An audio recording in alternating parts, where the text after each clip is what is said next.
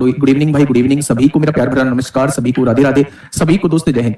तो हम लोगों का जो टॉपिक चल रहा है वो मेंसुरेशन चल रहा है, क्षेत्रमिति हम लोगों का चल रहा है। अगर क्षेत्रमिति की बात करूं तो हम लोग जो है वो 3D हम लोगों का चल रहा है। हम लोग घन घनाप पढ़ चुके हैं, क्वेश्चंस भी कर चुके हैं। कल हम लोगों ने जो थ्योरी पढ़ी थी वो बेलन की थ्योरी पढ़ी थी, बेलन शंकु की थ्योरी पढ़ी थी, शंकु के काटने की थ्योरी हम लोगों ने पढ़ी थी, स्फीयर की थ्योरी पढ़ी थी, हेमिस्फीयर की थ्योरी पढ़ी थी।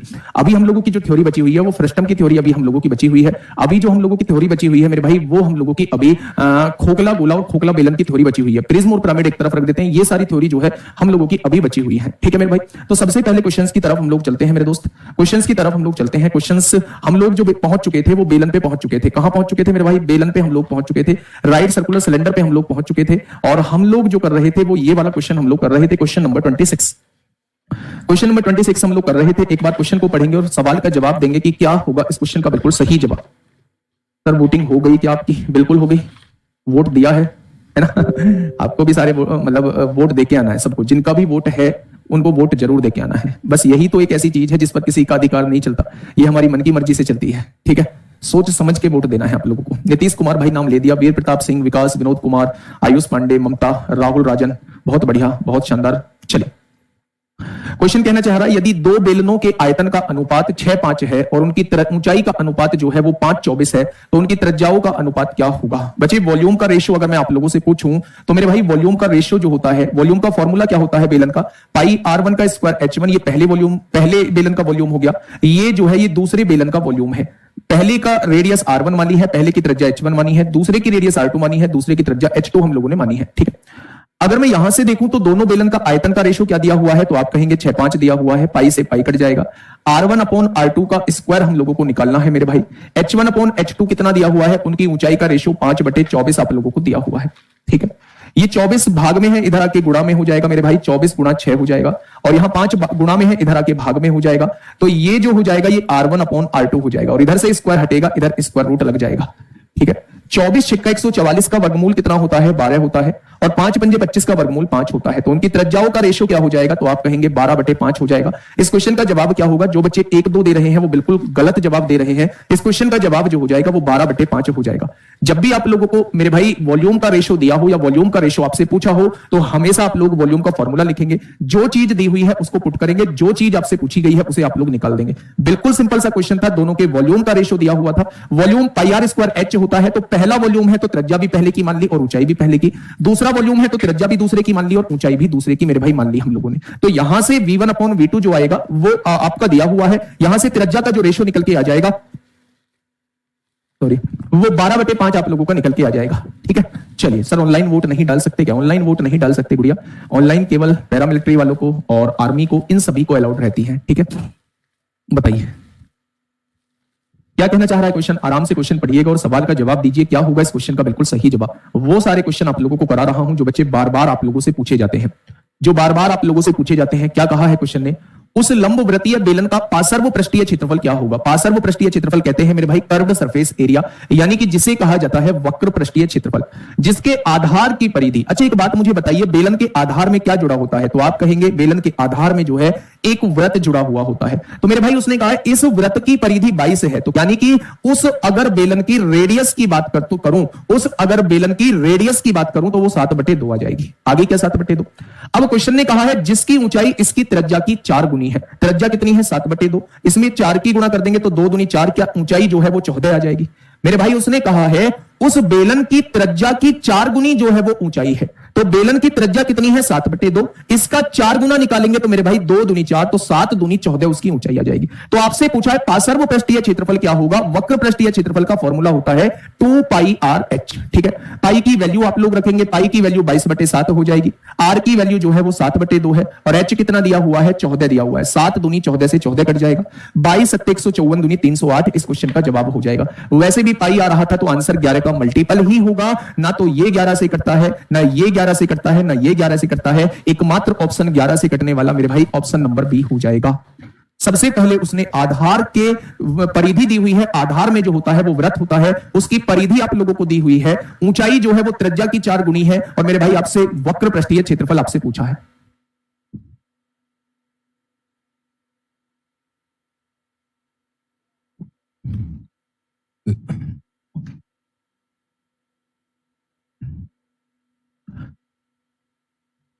क्लियर है भाई? हाँ, बहुत शानदार, बहुत लाजवाब, काबिले तारीफ। नेक्स्ट क्वेश्चन की तरफ चलते हैं। एक ऐसा क्वेश्चन जो आपसे सीजीएल 19 जुलाई 2023 में आप लोगों से पूछा गया है, 2 शिफ्ट में मेरे भाई आपसे पूछा गया है। फटाफट बताइए क्या होगा इस क्वेश्चन का बिल्कुल सही जवाब।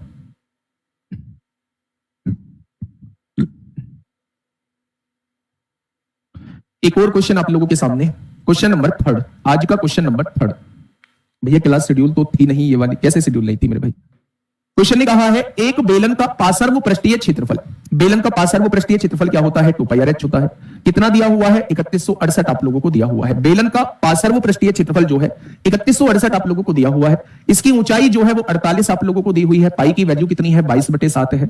आर की वैल्यू हम लोगों को निकालनी है। एच जो है वो 48 दी हुई है। यहां से 3168 आप लोगों को दिया हुआ है। ठीक है भाई, अब काटापीटी थोड़ा बड़े लेवल पे मचाइए मेरे भाई।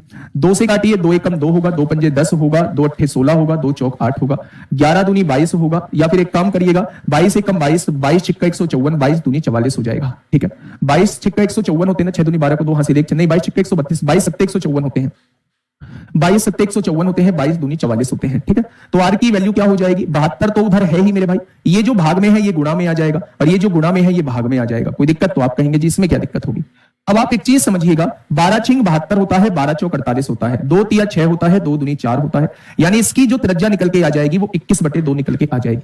7 तिया 21, 21/2 इसकी त्रिज्या निकल के आ जाएगी। ठीक है, क्वेश्चन ने कहा है इसका आयतन ज्ञात कीजिए। जी आयतन क्या हो जाएगा? तो मेरे भाई आयतन आप लोग जानते हैं कि πr² होता है। पाई की वैल्यू क्या होती है? 22/7 होती है। आर स्क्वायर मतलब 21/2, 21/2, और एच कितना दिया हुआ है? 48 आप लोगों को दिया हुआ है। यही होगा, 7 तिया 21 हो जाएगा। ठीक है, 2 दूनी 4 से काटोगे 12 बार कट जाएगा। आंसर 11 का भी मल्टीपल होगा, 3 का भी मल्टीपल होगा, 7 का भी मल्टीपल होगा, 4 का भी मल्टीपल होगा। तो 4 का मल्टीपल तो ये सारे ही हैं, देखिए बच्चा। 3 का मल्टीपल 5 और 2 7 और 4 11 4 15 ये भी होगा। 5 5 10, 10 4 14 4 18 ये भी होगा। 6 5 11 4 15 4 19 ये नहीं होगा। 6 1 7 6 13 3 16 2 18 ये भी हो जाएगा। अब देखिए 11 का मल्टीपल 5 4 9 4 2 6 नहीं होगा। 5 4 9 5 4 9 बिल्कुल हो जाएगा 11 का मल्टीपल। यहां देखेंगे 6 1 7 2 9 6 3 9 बिल्कुल 11 का मल्टीपल हो जाएगा।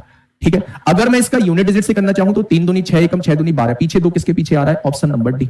ऑप्शन नंबर डी इस क्वेश्चन का बिल्कुल सही जवाब हो जाएगा। 16,632 इज द करेक्ट आंसर।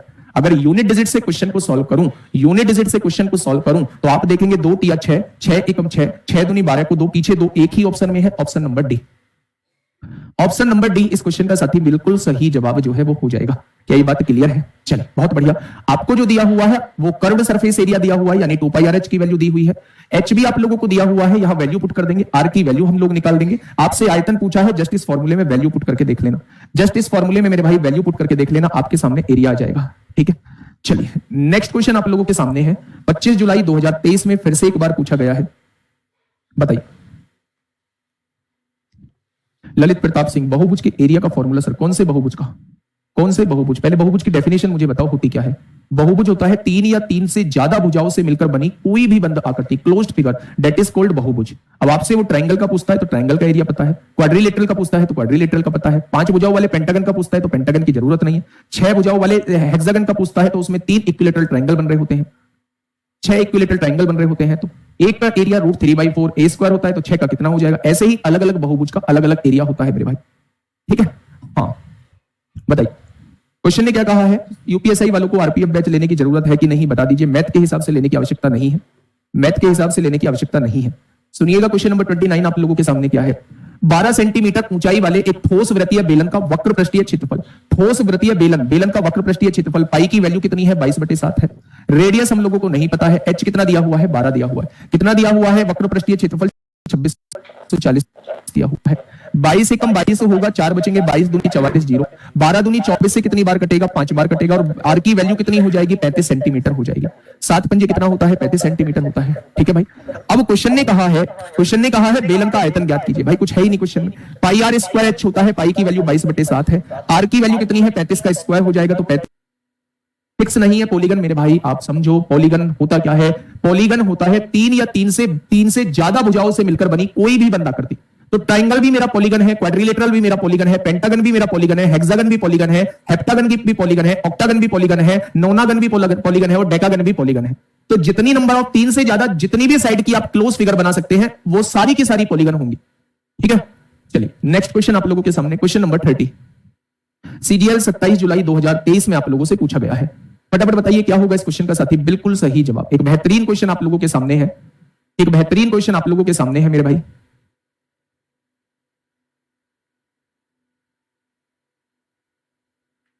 क्या कहना चाह रहा है भाई क्वेश्चन। 56 सेंटीमीटर ऊंचाई वाले एक लंबवृत्तीय बेलन का वक्र पृष्ठीय क्षेत्रफल इतना है, तो बेलन के आधार का व्यास कितना होगा, यह आप लोगों से पूछा गया है। बेलन के आधार का व्यास कितना होगा, यह आप लोगों से मेरे भाई पूछा गया है। फटाफट बताइए क्या होगा इस क्वेश्चन का बिल्कुल सही जवाब।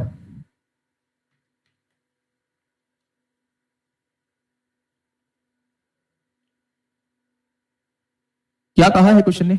56 सेंटीमीटर ऊंचाई वाले एक लंबवृत्तीय बेलन का वक्र पृष्ठीय क्षेत्रफल। तो लंबवृत्तीय बेलन का वक्र पृष्ठीय क्षेत्रफल क्या 2πr(h) होता है। उसने कितना दिया है 1408 दिया है। पाई की वैल्यू कितनी है 22/7 है। आर की वैल्यू कितनी है निकालनी है, और एच की वैल्यू कितनी है 56 है, और यहां कितना है 1408 है। ठीक है, 22 से काटा 22 छिक्का 132, 22 चौक 88 होगा। 2 से काटा कितनी बार 32 बार कट गया। 7 से काटा 8 बार, और यहां ये आर जो हो जाएगा 8 से काटेंगे 4 बार कट जाएगा। क्या आर जो है वो 4 निकल के आ जाएगा, यानी ये जो निकल के आएगा ये सेंटीमीटर में निकल के आएगा। अब उसने पूछा है बेलन के आधार का व्यास ज्ञात करिए। तो अगर रेडियस को दुगना कर दोगे तो मेरे भाई रेडियस को दुगना कर दोगे तो रेडियस को दुगना करना है, तो 4 का दुगना क्या होता है, 4 का दुगना क्या हो जाएगा, 4 का दुगना, ये आर जो आया था वो 4 सेंटीमीटर निकल के आया था। 4 का दुगना क्या हो जाएगा मेरे भाई, ये कौन सी लैंग्वेज लिख गई मेरे भाई।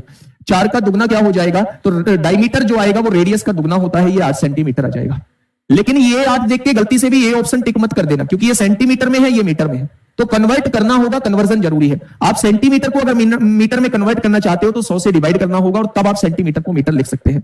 यानी कि 8 को 100 से डिवाइड करेंगे तो मेरे भाई आंसर क्या आ जाएगा, तो आप कहेंगे 0.08 मीटर। ऑप्शन नंबर सी इस क्वेश्चन का बिल्कुल सही जवाब हो जाएगा। ऑप्शन नंबर सी इस क्वेश्चन का बिल्कुल सही जवाब हो जाएगा। नेक्स्ट क्वेश्चन आप लोगों के सामने है, फटाफट बताइए क्या कर पाओगे। बेलन का व्यास ज्ञात कीजिए, होमवर्क डालिए फटाफट। ये क्वेश्चन आप लोगों को होमवर्क में करना है। ऊंचाई भी दी है, वक्र पृष्ठीय क्षेत्रफल पहले जैसा ही क्वेश्चन है। ऊंचाई भी दी है, वक्र पृष्ठीय क्षेत्रफल भी दिया है, और व्यास पूछा है। यहां भी ऊंचाई भी दी है, वक्र पृष्ठीय क्षेत्रफल भी दिया है, और व्यास पूछा है। तो ये क्वेश्चन आपके HW में हो जाएगा। क्वेश्चन नंबर 31 जो है वो HW में करके आप लोगों को लाना है। क्वेश्चन नंबर 32 पे आइए फटाफट। क्या कहना चाह रहा है भाई। मैट्रिकुलेशन लेवल 30 जून 2023 में आपसे पूछा है, सिलेक्शन पोस्ट का क्वेश्चन है मेरे भाई। क्वेश्चन ने कहा है या तो सिलेक्शन पोस्ट का MTS का है। बेलनाकार एक स्तंभ का वक्र पृष्ठीय क्षेत्रफल आपको दिया है, इसका आयतन भी आप लोगों को दिया है, इसकी त्रिज्या और ऊंचाई में अनुपात ज्ञात कीजिए।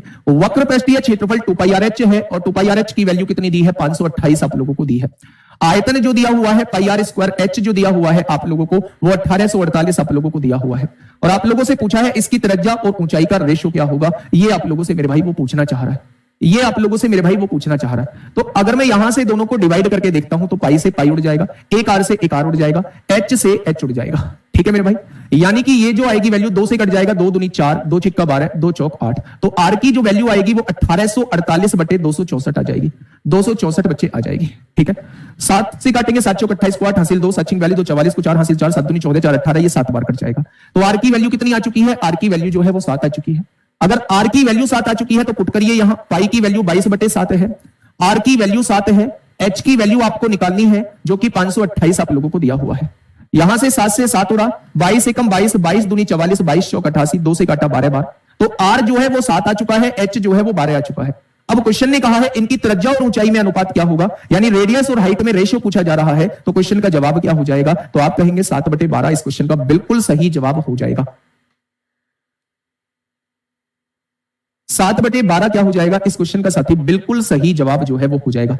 क्या इस बात में कोई दिक्कत है, तो आप कहेंगे जी इस बात में तो जरा सी भी दिक्कत नहीं है। तो मेरे भाई उसने वक्र पृष्ठीय क्षेत्रफल आप लोगों को दिया हुआ था 528 दिया हुआ था, यानी 2πr(h) की वैल्यू 528 आप लोगों को दी हुई है। उसने आप लोगों को आयतन जो है वो इतना दिया हुआ था। जब आपने दोनों का रेशियो निकाला, पाई से पाई कट गया, आर से आर कट गया, एच से एच कट गया, 2 से 264 बार कट गया। 264 की गुणा आर में होगी, 264 आर बराबर 1848, तो आर बराबर कितना 1848, 264 इधर गुणा में है, इधर जाके भाग में आ जाए, यानी जब काटेंगे तो 7 बार कट जाएगा। इस 7 को उठा के कोई सी भी एक इक्वेशन में रख दो। 2 इंटू पाई की वैल्यू 22/7, आर की वैल्यू 7 आई है, और एच की वैल्यू हमें निकालनी है, ये 528 आप लोगों को दिया हुआ है, यानी एच की वैल्यू यहां से 12 निकल के आ जाएगी। तो उसने आर और एच का रेशियो आप लोगों से पूछा है, तो क्वेश्चन का जवाब कितना हो जाएगा, क्वेश्चन का जवाब जो है वो 7/12 इस क्वेश्चन का साथी बिल्कुल सही जवाब जो है वो हो जाएगा। क्या कोई दिक्कत है इस बात में, बहुत बढ़िया, बहुत सुंदर। नेक्स्ट क्वेश्चन की तरफ हम लोग चलते हैं। एक और बढ़िया सा क्वेश्चन आप लोगों के सामने है, फटाफट मुझे बताइए क्या होगा इस क्वेश्चन का बिल्कुल सही जवाब। आराम से क्वेश्चन को पढ़िएगा।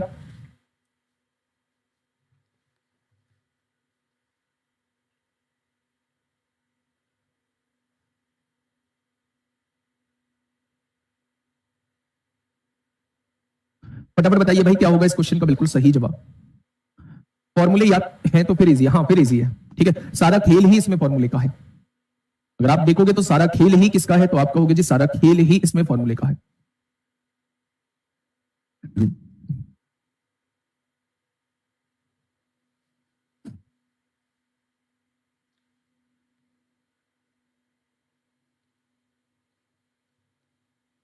क्वेश्चन ने कहा है एक बेलन का आयतन जो है वो 1650 मीटर क्यूब है, जबकि इसके आधार का पृष्ठीय क्षेत्रफल while the surface area of its base is 78 4/7 metre square. Find the height of the cylinder.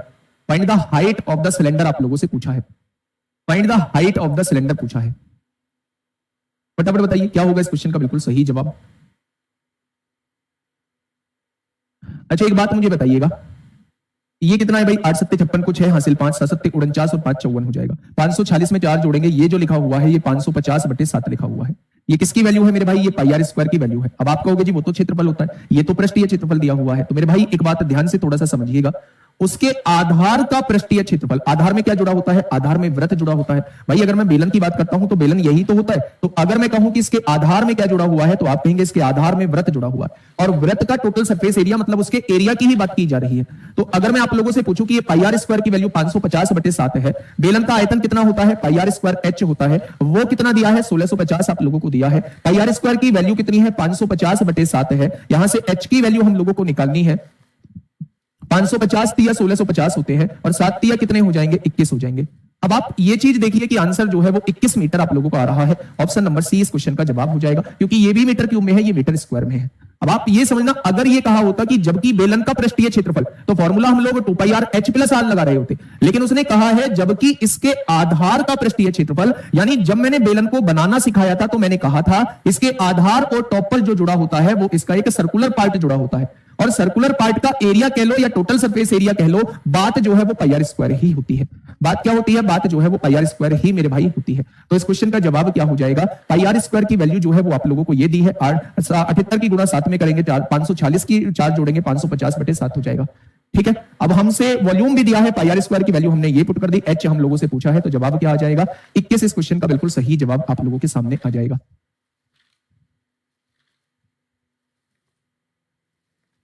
ठीक है भाई, आगे बढ़ जाए। चलिए नेक्स्ट क्वेश्चन आप लोगों के सामने है। हाँ, समरूप का भी मैंने कराया नहीं है, ठीक है। बताइए इस वाले क्वेश्चन का जवाब दीजिए, क्या होगा इस वाले क्वेश्चन का बिल्कुल सही जवाब। फटाफट मुझे बता दीजिए क्या होगा इस क्वेश्चन का साथी बिल्कुल सही जवाब। क्या कहना चाह रहा है? समरूपता जो है वो मैं आप लोगों को कराऊंगा, सिमिलरिटी जरूर कराऊंगा, क्योंकि सिमिलरिटी से क्वेश्चन बनते हैं। सिमिलरिटी से मेरे भाई क्वेश्चन बनते हैं, तो सिमिलरिटी जरूर कराऊंगा। करस्पॉन्डिंग साइड का रेशियो जो होता है वो इक्वल होता है ना। फटाफट बताइए क्या होगा इस क्वेश्चन का बिल्कुल सही जवाब। क्वेश्चन कहना क्या चाह रहा है? यदि एक ठोस बेलन का वक्र पृष्ठीय क्षेत्रफल, ठोस बेलन है और उसका वक्र पृष्ठीय क्षेत्रफल बोला है, तो क्या हो जाएगा? 2 पाई आर एच हो जाएगा।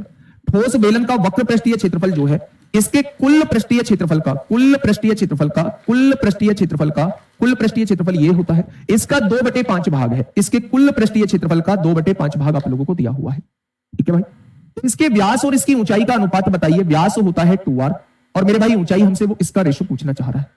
तो क्या आप पाई से पाई उड़ा सकते हैं? पाई से पाई उड़ा देंगे, आर से जो है वो आर उड़ा देंगे, यानी 2 और 2 से 2 उड़ा देंगे, ये वाला 2 उड़ जाएगा, 5h आ जाएगा, है ना। 5h बराबर 2h प्लस 2r हो जाएगा। होगा या नहीं? 5h में से 2h जाएंगे, 3h बचेगा, बराबर 2r बचेगा। हमें 2r/h निकालना है, तो ये h गुणा में है, उधर आके भाग में हो जाएगा। तो यही होता है व्यास और ऊंचाई का रेशो 3:1 हो जाएगा। यही क्या हो जाएगा मेरे भाई? यही जो है वो व्यास और ऊंचाई का अनुपात हो जाएगा, जो कि 2:1 हो जाएगा। जो कि क्या हो जाएगा? 2:1 इस क्वेश्चन का बिल्कुल, 3:1 इस क्वेश्चन का बिल्कुल सही जवाब हो जाएगा। मैंने बताया होगा, व्रत में बताया होगा कि ये जो होती है वो रेडियस होती है, पूरा जो होता है वो व्यास होता है। व्यास जो होता है वो रेडियस का जस्ट डबल होता है। व्यास जो होता है रेडियस का जस्ट डबल होता है। ठीक है, ये बात समझ में आ गई? बहुत बढ़िया, बहुत शानदार।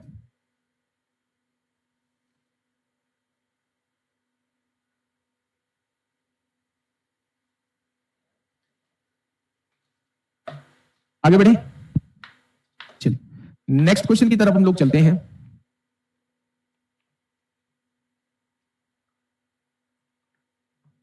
हाँ, कुछ क्वेश्चन जो है इस क्वेश्चन को बताइए। कुछ क्वेश्चन जो है बीच में खोखले बेलन के डाले हुए हैं, उस टॉपिक को कराने के बाद उन क्वेश्चंस को कराऊंगा। ठीक है, फटाफट बताइए क्वेश्चन नंबर 37 का क्या हो जाएगा बिल्कुल सही जवाब। क्वेश्चन नंबर 37 का क्या हो जाएगा बिल्कुल सही जवाब, बताइए। क्वेश्चन ने कहा है धातु से बना एक बेलनाकार रोड रोलर। रोड रोलर क्या होता था मैंने आपको बताया था। रोड रोलर जो होता है वो एक बेलन का एग्जाम्पल होता है, ठीक है। 1 मीटर लंबा है यानी कि 100 सेंटीमीटर का है। उसकी ऊंचाई कितनी दी हुई है? 100 सेंटीमीटर का दिया हुआ है। 1 मीटर मतलब 100 सेंटीमीटर, ठीक है।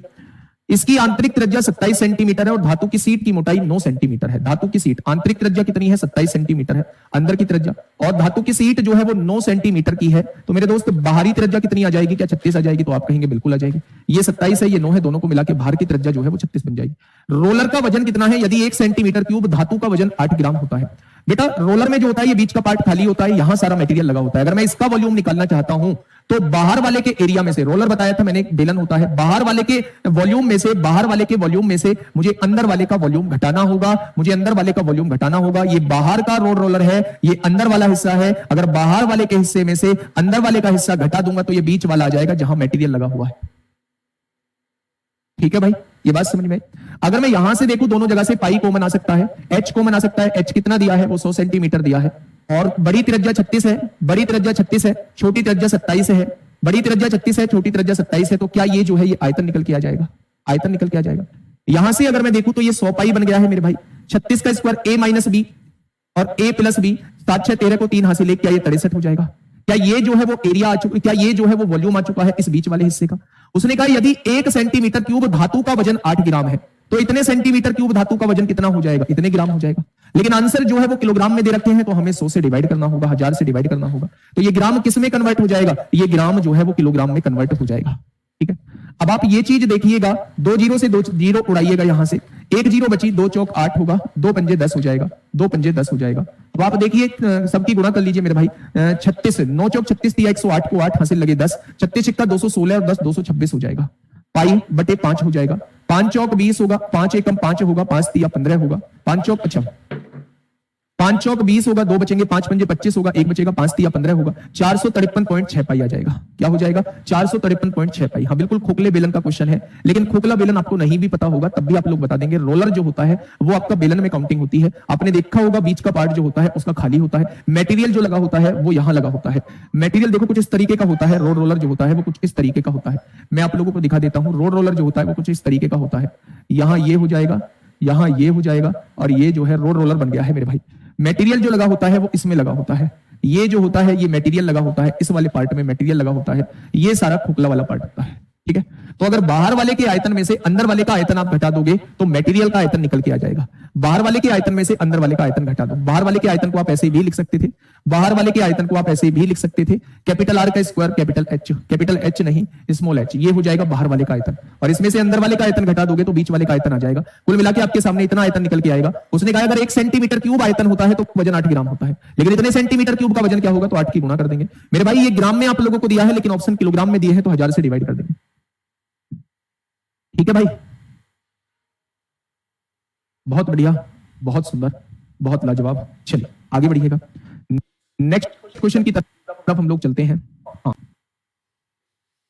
चलिए, ये सीपीओ 2023 में आप लोगों से पूछा गया है। एक कॉन्सेप्ट मैंने आप लोगों को बताया था मेरे भाई कि जब भी एक 3D फिगर से दूसरी 3D फिगर बनाई जाती है, चाहे वो बेलन से शंकु बना रहे हो, चाहे वो बेलन से गोला बना रहे हो, या गोला से बेलन बना रहे हो, जब भी एक 3D फिगर से दूसरी 3D फिगर बनाई जाती है तो उस केस में दोनों के वॉल्यूम हम लोग इक्वल लिख रहे होते हैं। जिस चीज से बना रहे हैं उसका वॉल्यूम जो होगा, जिस चीज को बना रहे हैं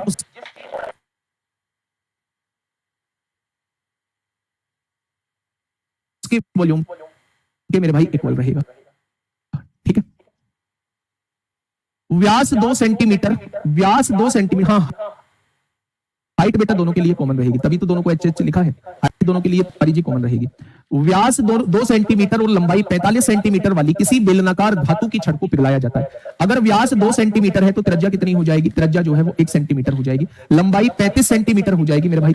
किसी बेलनाकार धातु की छड़ को पिघलाया जाता है, बेलनाकार धातु की छड़ पिघलाई गई होगी तो इसका जो आयतन होगा वो किसके आयतन के बराबर होगा? इसका जो आयतन होगा वो किसके आयतन के बराबर होगा? इससे एक समान मोटाई 5 मीटर लंबाई वाले तार के रूप में रूपांतरित किया जाता है। तार भी जो होता है वो बेलन ही होता है, तार भी जो होता है वो बेलन ही होता है। तो पहले का इस बेलनाकार धातु की छड़ का आयतन जो होगा तार के आयतन के बराबर होगा, ठीक है। तार का व्यास पूछना चाह रहा है। उसने कहा एक समान मोटाई 5 मीटर लंबी, पाई से क्या पाई उड़ जाएगा, बहुत बढ़िया। अगर मैं आप लोगों से कहूं कि इस वाले की त्रिज्या कितनी थी, 1 सेंटीमीटर थी, 1 सेंटीमीटर का स्क्वायर करेंगे, 1 सेंटीमीटर का स्क्वायर 1 सेंटीमीटर स्क्वायर आ जाएगा। इसकी लंबाई कितनी थी, 45 सेंटीमीटर थी, बहुत बढ़िया। इधर देखेंगे हमें ये निकालना है, और ये कितने मीटर है, 5 मीटर मतलब 500 सेंटीमीटर की है। ये सेंटीमीटर से सेंटीमीटर गया, ये 500 इधर गुणा में है, इधर आके 500 भाग में हो जाएगा। 5 नाम 45, 5 से कटा 100 बार, आप इधर से स्क्वायर हटाएंगे, इधर स्क्वायर रूट लगा देंगे। 9 का वर्गमूल 3 होता है, 100 का वर्गमूल 10 होता है। तो क्या ये जो है ये आपका सेंटीमीटर में आंसर आ जाएगा, क्या ये सेंटीमीटर में आंसर आ जाएगा? लेकिन अगर सेंटीमीटर को मिलीमीटर में कन्वर्ट करना चाहते हैं तो 10 से गुणा करना होगा, ये मिलीमीटर में कन्वर्ट हो जाएगा, तो आंसर जो है वो 3 mm आ जाएगा। आंसर कितना आ जाएगा मेरे भाई, तो आंसर जो है वो 3 mm आपके क्वेश्चन का जवाब हो जाएगा। क्या हो जाएगा मेरे दोस्त इस क्वेश्चन का बिल्कुल सही जवाब, तो आप कहेंगे 3 mm इस क्वेश्चन का बिल्कुल सही जवाब हो जाएगा।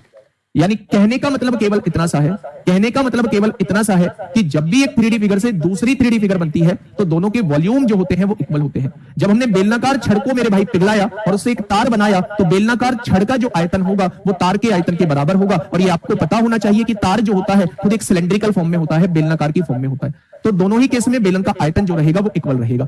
इस वाली छड़ की त्रिज्या मैंने r1 मान ली, इस वाली छड़ की लंबाई मैंने h1 मान ली, इस वाली छड़ की मैंने त्रिज्या r2 मान ली और लंबाई h2 मान ली। अच्छा, तार का व्यास पूछा है तो मेरे भाई इसको त्रिज्या को दुगना करना पड़ेगा, त्रिज्या को दुगना करना पड़ेगा, तो ये जो है वो व्यास हो जाएगा। तो आंसर जो है वो 6 mm इस क्वेश्चन का बिल्कुल सही जवाब हो जाएगा। ठीक है, चलिए बहुत शानदार, बहुत लाजवाब, आगे बढ़ते हैं। चलिए, ये रहा आपके सामने अगला क्वेश्चन मेरे भाई, ये रहा आपके सामने अगला क्वेश्चन। ठीक है, इस क्वेश्चन को आप लोग देख लीजिए। हाँ, डायमीटर बताना है। कल का हम लोगों का जो टॉपिक रहेगा मेरे भाई, कल का हम लोगों का जो टॉपिक रहेगा वो रहेगा frustum of cone, frustum of cone रहेगा। और हमारे दोनों होलो स्फीयर और होलो सिलेंड्रिकल हम लोगों के रहने वाले हैं। ठीक है, कल का हम लोगों का टॉपिक ये रहने वाले हैं। आइए एक बार क्वेश्चन की तरफ देखते हैं, क्वेश्चन कहना क्या चाह रहा है। क्वेश्चन ने कहा है त्रिज्या 30 सेंटीमीटर है और ऊंचाई 42 सेंटीमीटर है। रेडियस कितनी दी हुई है, 30 सेंटीमीटर आप लोगों को दी हुई है। रेडियस जो है वो कितनी दी हुई है, तो आप कहेंगे रेडियस जो है वो 30 सेंटीमीटर आप लोगों को दी हुई है। ऊंचाई जो है वो 42 सेंटीमीटर आप लोगों को दी हुई है, ऊंचाई 42 सेंटीमीटर आप लोगों को दी हुई है। कोई बेलनाकार बर्तन पानी से भरा हुआ है, पानी से भरा हुआ है, यानी एक बेलनाकार बर्तन के अंदर पानी भरा हुआ है।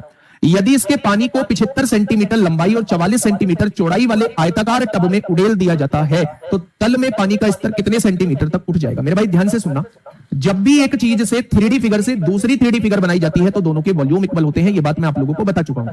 जब भी एक 3D बर्तन में कुछ लिक्विड भरा हुआ है और दूसरी 3D बर्तन में उस लिक्विड को उड़ेलना है या डालना है तो मेरे भाई इस बर्तन का आयतन जो होगा उस बर्तन के आयतन के इक्वल होगा। बात को समझिए, दोनों का कॉन्सेप्ट जो है वो सेम है। पहला कॉन्सेप्ट ये है कि जब भी एक 3D फिगर से दूसरी 3D फिगर बनाई जाती है तो दोनों के वॉल्यूम हम लोगों के इक्वल होते हैं।